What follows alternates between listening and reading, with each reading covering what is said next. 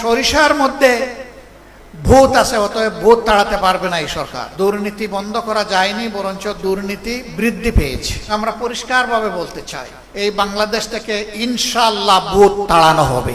আমরা জুলাইয়ের এই অর্জনকে নিজেদের দলীয় অর্জন হিসাবে কখনো দাবি করি না এবং করব না। এই অর্জন 18 কোটি মানুষের অর্জন। গতকালকে এই ধরনের একটি সমাবেশ ছিল শহীদ এবং আহত জুলাই যোদ্ধাদের নিয়ে। আমি সেখানে বলেছিলাম, মাথা থেকে পায়ের পাতা পর্যন্ত ঘুণ পুকে ধরেছে এবং সরিষার মধ্যে ভূত আছে, অতএব ভূত তাড়াতে পারবে না এই সরকার। ধন্যবাদ জানাই তাদের দলীয় একজন সিনিয়র নেতা কালকে বলেছেন যে আমরা হতাশ, 5 মাসের এই সরকারের সময় দুর্নীতি বন্ধ করা যায়নি, বরঞ্চ দুর্নীতি বৃদ্ধি পেয়েছে। তিনি বলেছেন, এটা আমার কথা না। তার বাসায় সবাই দুর্নীতিতে লিপ্ত, একজন ছাড়া তিনি তারেক রহমান সাহেব। আমি বুঝলাম না, তারেক রহমান সাহেব প্রধানমন্ত্রী, তিনি চান না, অথচ দুর্নীতি সবাই করে, এটা কিভাবে হলো?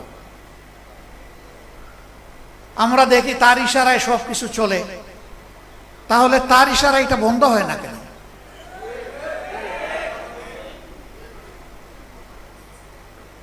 আল্লাহ ভালো জানেন, মাথা থেকে পায়ের পাতা পর্যন্ত একই, সবকিছু একই কিনা আল্লাহ ভালো জানেন। আমরা দেখতে পাচ্ছি একই।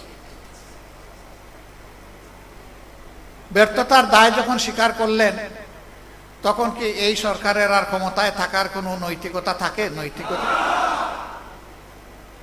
নৈতিক দিক থেকে সরকার তার অধিকার হারিয়েছে দেশকে পরিচালনা করে।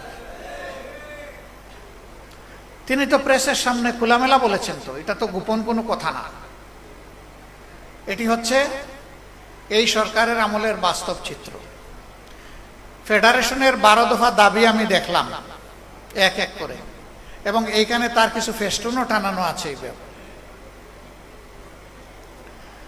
দাবিগুলা করতে হবে কেন? এটাই তো হওয়া উচিত সমাজে। করতে হচ্ছে এই কারণে যে সমাজে ন্যায্য অধিকারটা প্রতিষ্ঠিত হয়তো নাই, বরঞ্চ অধিকার নিয়ে কাড়াকাড়ি হচ্ছে। চাঁদাবাজদের হাতে যেখানে সেখানে পরিবহন শ্রমিকরা তারা নাজেহাল হচ্ছেন।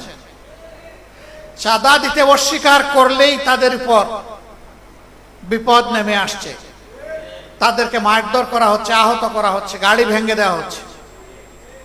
কারা করছে? সরকারি দলের লোকেরা করছে, এটা পরিষ্কার। আমরা আপনাদের দাবির সাথে সম্পূর্ণ একমত, এবং আমরা পরিষ্কারভাবে বলতে চাই, এই বাংলাদেশ থেকে ইনশাআল্লাহ ভূত তাড়ানো হবে। রক্ত তো সবাই মিলেই দিয়েছি। আমরা জুলাইয়ের এই অর্জনকে নিজেদের দলীয় অর্জন হিসাবে কখনো দাবি করি না এবং করব না। এই অর্জন 18 কোটি মানুষের অর্জন। আমি সকলকে অনুরোধ করব, এককভাবে কেউ যেন এর কৃতিত্ব দাবি না করেন। ব্যক্তি হোক, দল হোক, গোষ্ঠী হোক, এইটা কারো একার নয়। 10 মাসের যে সন্তানকে মা কুলে নিয়ে রাস্তায় নেমে এসেছিলেন, ওই সন্তানের দাবি কি ছিল? ওই সন্তানের দাবি তার মায়ের মুখ দিয়ে বের হয়ে এসেছিল যে আমার সন্তান আগামীতে একটা বৈষম্যহীন বাংলাদেশ দেখতে চায়। অতএব এটা কোনো গোষ্ঠীর আন্দোলন ছিল না, 18 কোটি মানুষের আন্দোলন ছিল।